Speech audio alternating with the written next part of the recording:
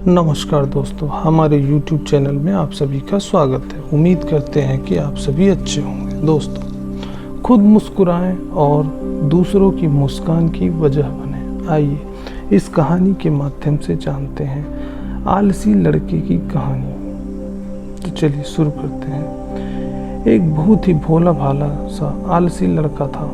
वह कोई काम नहीं करना चाहता था, बस खाना खाता, घूमता और सोते रहता था। एक दिन उसे किसी ने बताया कि एक आश्रम में, जहाँ पर कुछ नहीं करना पड़ता और हर दिन 2 समय का खाना और नाश्ता मिलता है, तुम वहाँ जा कर के रहो।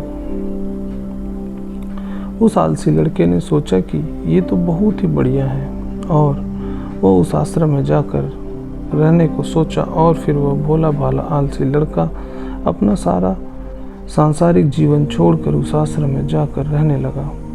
आश्रम में गुरुजी रहते थे। वह कुछ समय सबको प्रवचन देते हैं। वह आलसी लड़का सुनता था, बाकी समय आराम करता था और फिर भरपेट खाकर सो जाता था। ऐसे ही उस लड़के का दिन गुजरता गया। एक दिन उस आश्रम में कुछ भी नहीं बना। नाश्ते के समय नाश्ता नहीं मिला। उसने सोचा नाश्ता नहीं मिला, भोजन तो मिलेगा। अब भोजन के समय भी उसे भोजन नहीं मिला। लड़का दौड़कर के गुरुजी के पास गया और उसने पूछा कि आज भोजन क्यों नहीं बना। गुरुजी ने कहा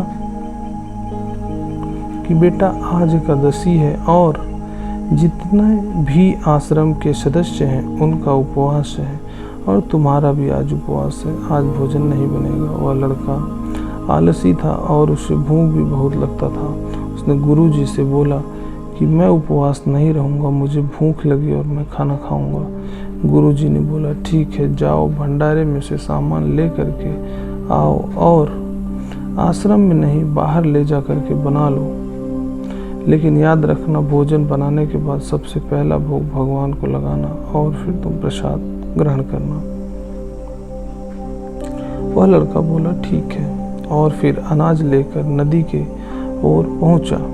भोजन पकाने लगा, तैयार हुआ। उसके बाद कहने लगा कि भगवान श्री राम आइए, पधारिए, भोग लगाइए। अब जब उसे लगा कि भगवान तो आ नहीं रहे, तो फिर कहने लगा कि मुझे मालूम है आपको तो अच्छा खाने की आदत है, मैं बना नहीं पाया और मुझे अच्छा भोजन बनाने भी नहीं आता, लेकिन जो भी रूखा सूखा बना है आकर खा लीजिए।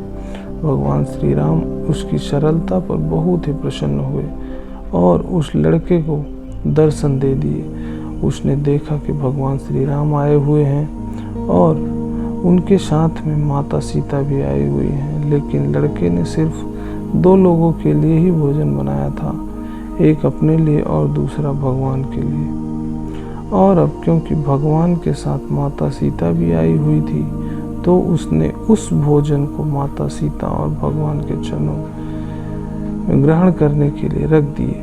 भगवान श्री राम और माता सीता ने भोजन किया और उसके बाद जब वह जाने लगे तो यह भोला सा आलसी सा लड़का बोला कि प्रभु आप आए, दर्शन दिए, बहुत अच्छा लगा। मुझे खाने को कुछ नहीं मिला, लेकिन कोई बात नहीं, लेकिन आपसे एक विनती है कि अगली बार जब आप आएंगे तो कितने लोग आएंगे ये बात बता दीजिए, ताकि मैं उतने लोगों के लिए भोजन बनाकर रखूं। भगवान श्री राम मन ही मन मुस्कुराए और फिर अंतर ध्यान हो गए। लड़का आश्रम गया, दिन बीतता गया और फिर एकादशी का दिन आया और इस बार उसने 3-4 लोगों के लिए अनाज लेकर के खाना बनाने के लिए नदी के किनारे पहुंचा और उसने बड़े प्रसन्नता से भोजन बनाया और इंतज़ार करने लगा कि प्रभु आइए और भोग लगाइए। इस बार लड़का देखता है कि भगवान श्री राम पूरा राम दरबार लेकर के आए हैं, जैसे माता सीता, लक्ष्मण, भरत, हनुमान जी और सभी लोग आए हैं। लड़के ने 3-4 लोगों का भोजन बनाया था और इस बार भी भोजन कम पड़ गया। लड़के ने निराश होकर भोजन को प्रभु के आगे रख दिया। उन्होंने भोजन किया और फिर चले गए और इस बार भी लड़का फिर से भूखा रह गया। अब लड़का फिर आश्रम गया। दिन बीतता गया और फिर एकादशी का दिन आया। इस बार गुरुजी से कहने लगा कि गुरुजी, मुझे इस बार थोड़ा ज़्यादा अनाज चाहिए। गुरुजी सोचने लगे कि यह इतना सारा अनाज का करता क्या है, कहीं इसे बेचता तो नहीं। फिर उन्होंने कहा कि ठीक है, भूख से परेशान रहता है। लड़के ने कहा कि नहीं गुरुजी, मैं भूख से परेशान नहीं रहता हूँ, प्रभु के साथ बहुत लोग आते हैं, उनको भी तो भोजन कराना पड़ता है। गुरुजी को लगा कि लड़का पागल हो गया है, लेकिन गुरुजी ने सोचा कि चलो एक बार चल कर देखते हैं कि लड़का इस अनाज का करता क्या है। वह भोला सा लड़का अनाज लेकर के नदी के किनारे पहुंचा और इस बार भोजन बनाया नहीं। उसने सोचा कि प्रभु हर बार ज़्यादा लोगों को लेकर के आते हैं, इस बार वह जितने भी आएंगे खुद बना करके भोग लगा लेंगे। और फिर प्रेम से प्रभु को बुलाने लगा। गुरुजी ये सब छुप कर देख रहे थे कि ये भोजन तो बनाया नहीं और प्रभु को बुला रहा है, लेकिन लड़के ने देखा कि इस बार प्रभु के साथ बहुत से लोग आए हैं। तो उसने प्रभु के सामने हाथ जोड़ करके कहा कि प्रभु माफ़ करना, आप बहुत सारे लोग आते हो, मुझे संख्या पता नहीं होती है और मेरी हिम्मत भी नहीं होती है कि इतने सारे लोगों के लिए भोजन बनाऊं। आप स्वयं आइए, बनाइए, खाइए और भोग लगाइए। प्रभु मुस्कुराते हैं और अपने साथ आए सभी लोगों के साथ मिल करके भोजन बनाते हैं। गुरुजी ये सब छुप करके देखते हैं और फिर लड़के के पास आ करके कहते हैं कि तुम ये कर क्या रहे हो।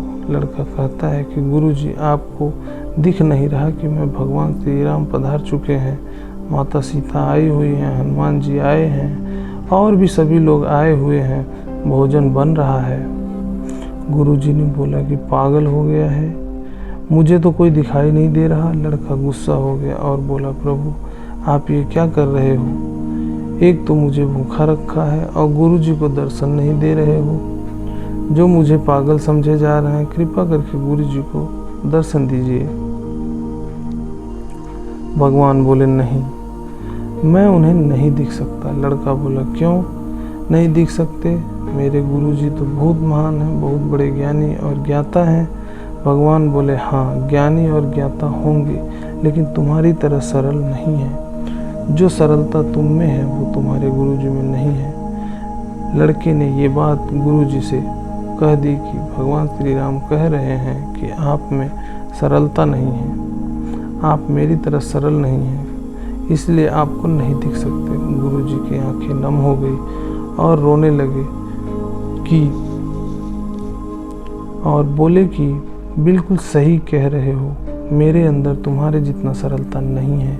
और फिर माफ़ी मांगने लगे। फिर भगवान ने गुरुजी को भी दर्शन दिए। ये कहानी हमें सिखाती है कि जीवन में सरलता सबसे आवश्यक है। जितने सरल बने रहेंगे उतना जीवन में आगे बढ़ते चले जाएंगे। जब आप सरल होते हैं तो आप खुद भी मुस्कुराते हैं और दूसरों को भी मुस्कुराने की वजह देते हैं। धन्यवाद दोस्तों।